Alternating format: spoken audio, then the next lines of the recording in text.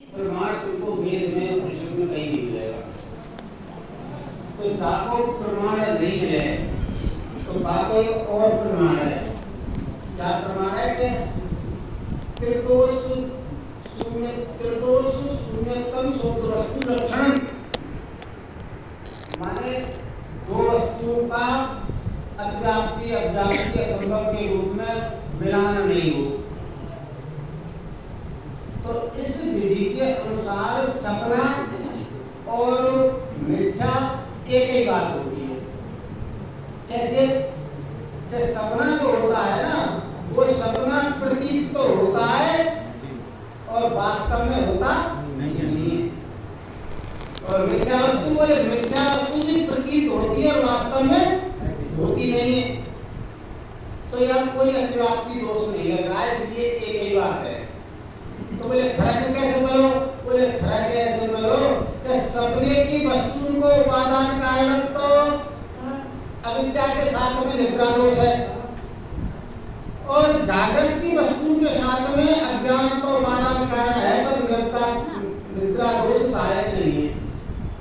ये फर्क। तो बोले ये सब सपना है, तो विचार करें पहले अनुमान प्रमाण के द्वारा।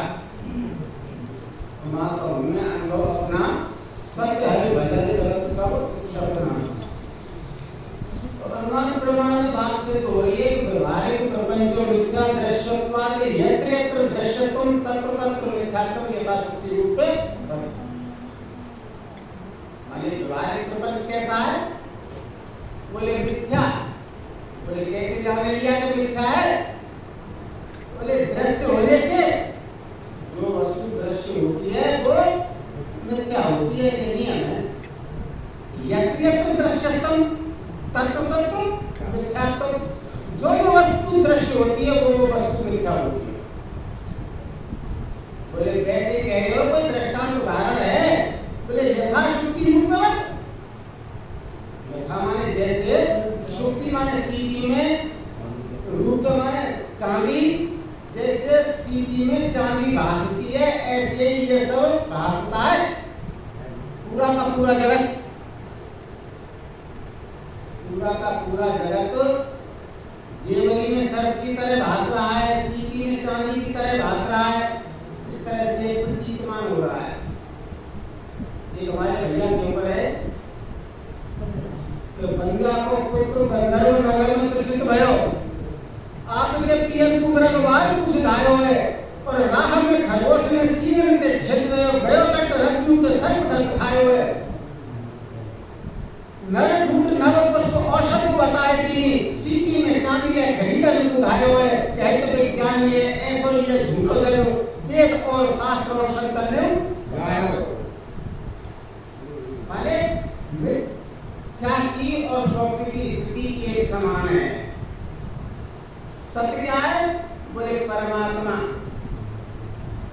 चाहे कोई बात नहीं हुए, पर ये बात तुम्हारी समझ में बहुत जल्दी नहीं आ रही, तो और सत्संग सुनियो करियो कि सत वस्तु तुमसे भिन्न कोई है ही नहीं। तुम्हारा बात नहीं हो सकता, सबका बात हो जाता है। इसलिए तुम मिथ्या नहीं हो, बाकी सब दिखता है तुमको। जितनी बड़ी वस्तु है ना सब तुमसे सिद्ध होती है, तुम उन वस्तुओं से सिद्ध नहीं होते, इसलिए तुम सत्य हो। और जो वस्तु तुमसे सिद्ध होती है वो वस्तु मिथ्या है। प्रत्यक्ष प्रमाण के द्वारा देखने वाला, प्रत्यक्ष प्रमाण का मतलब है कि जो हमारे इंद्रियों के प्रत्यक्ष है वो इंद्रिय विषय का शुद्ध सन्निकर्ष या तो नाम है प्रत्यक्ष ज्ञान। इंद्रिय में जो वस्तु दिखती है, पर यहाँ भी एक कारण हो सकता है। क्या? अगर जो दृष्टा है ना तुम्हारा, एक तो वो है लौकिक रूप, एक वो है अलौकिक रूप, और एक वो है योग माने भ्रष्ट। योग भ्रष्ट दृष्टा, लौकिक दृष्टा और अलौकिक दृष्टा। तो तुमने अपना आप और दिख जाए, कोई दुनिया नहीं दिखे, तो यहाँ का मतलब है तुम अलौकिक दृष्टा की दृष्टि में। और तुमने आंख से जैसे माइक दिखा, ऐसे माइक शुद्ध दिख रहा है, या फिर कोई पुरुष दिखा तुमको और वो शुद्ध दिख रहा है, उसकी शत्रुता मित्रता नहीं दिख रही है, तो यहाँ का मतलब है तुम लौकिक दृष्टा भी शुद्ध हो। और जहां तुमको दिखा पुरुष और दुश्मनी दिख गई, दिखा पुरुष और मित्रता दिख गई, तो समझ लेना तुम्हारी दृष्टि शुद्ध नहीं है, योग भ्रष्ट दृष्टा हो। देखते पुरुष, आंख ने पुरुष देखा भी, लेकिन मन ने सहयोग किया और मन ने उसकी शत्रुता अवच्छिन्न चेतन अथवा मित्रता अवच्छिन्न चेतन करके और उसको शत्रु मित्र में तब्दील कर दिया। तो इसका मतलब है योग भ्रष्ट दृष्टा। एक उदाहरण तो मैंने सुना होगा कि जो है राम तीर्थ गुरु रामचरितमानस की रचना कर रहे थे। हनुमान जी को आसन लगा हुआ था और रामायण में निर्णय करने के अशोक लंका में अशोक वाटिका के नीचे जितने भी फूल खिले थे वो सब सफेद थे। अब हनुमान जी बात सुन लिया, मैंने कलम लोग नहीं बोले बिल्कुल गलत। महाराज गलत कैसे, हमने तो सब शास्त्र में सुनिए, पर तुमने तो सब शास्त्र में सुनिए और श्रवण से और प्रत्यक्ष आंख का वो ज्यादा ठीक रहता है। हमने देख लिया जाए कि अनुभव करो लाल देखो काम तर्क वही वो एक दिन काम बंद लियो आखिरकार भैदो लियो तो सीता माता पूछे लोग तो मान जाती। सीता माता ने कही हनुमान जी उसको तो सब सफेद थे, पर उस समय तुम्हारी क्रोध में आंखें लाल थी और लाल फूल की तारतम्यता करके वो सफेद फूल तुमको लाल दिखाई दे। तो माने जहां मन मिला हुआ है शत्रुता लेकर के मित्रता लेकर के और वासना लेकर के, तो क्या मतलब है मां दर्शन भी शुद्ध नहीं होती।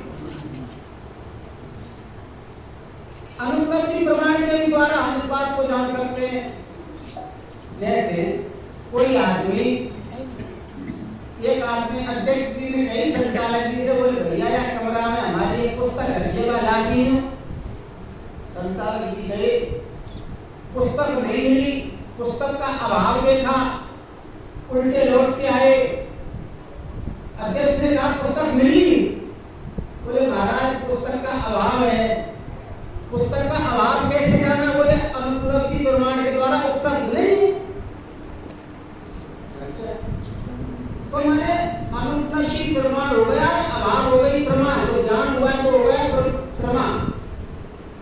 ठीक ऐसे ही इस बात को समझने के लिए कि संसार मिथ्या है, क्या करेंगे? वेद की श्रुति कह रही है ये नानास्ति किंचन में, नानापना किंचन की कुछ है ही नहीं। नानापना से मतलब संसार नहीं है, परमात्मा के अलावा कुछ है ही नहीं।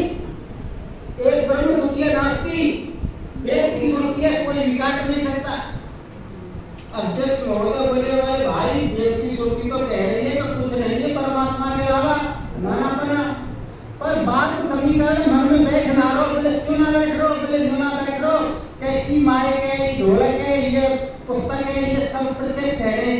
घट संपट समवाय ये सब माने प्रत्यक्ष में प्रतीत हो रहे हैं, इनको कैसे मिटाओगे तुम, मिथ्या कैसे जाएंगे? बोले हमारी एक बात है यार, क्या बात है समझ जाएंगे तो सब कुछ समझ के उत्तर मिलो, पूरे वापस हो पाई हो, और बात नहीं समझी तो उत्तर नहीं मिला। बोले क्या बात है? बोले बात यह है कि परमात्म दृष्टि से वेद कह रहा है कि नेनास्ति किंचन कुछ भी नहीं है, और विवाद दृष्टि से ये सब सत्यता बनी हुई है। व्यवहारिक सत्ता में माइक भी है, ढोलक भी है, पुस्तक भी है और अध्यक्ष और संचालक भी है, और पारमार्थिक अवस्था में एक ब्रह्म द्वितीय नास्ति, नास्ति किंचन है।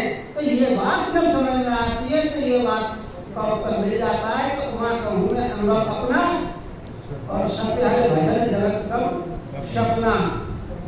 और वैसे देख लो तुम विचार दृष्टि में कि तुम्हारे कार्यवाल सभ्यति की ओर चले गए, तुम्हारा चमकतो मुख झुर्रीन की तरफ चले गो, तुम्हारे चमकते हुए दांत सड़ान की ओर चले गए। और सपने में क्या बात है? सपने में की बात है कि सपनों देखे तो हुए तो बहुत कछु रंगराज है, पर आंख खुले जब कछु होता नहीं। और हम पैदा हुए तो खाली हाथ थे ना, और बहुत कछु याद कारोबार करे, या तो स्वामी बा तो स्वामी, मैं ऐसा मैं वैसा, तो देख भर सबके समझे। और जब अंत में जाते हैं तो खाली हाथ आए थे, खाली हाथ तो वे भी खाली हाथ। तो ये जागृत अवस्था भी उस सपने की तरह सपना है। पर बात समझ में कब आ गई? जब आ गई जब सपने को ज्ञान कब भयो, जब तक सपनों रहेगा तो सपने की चीज को मिथ्या कोई समझ नहीं सकता। सत्य समझते हैं, झूठा कब समझते हैं? जब अवस्था चेंज हो जाती है तब।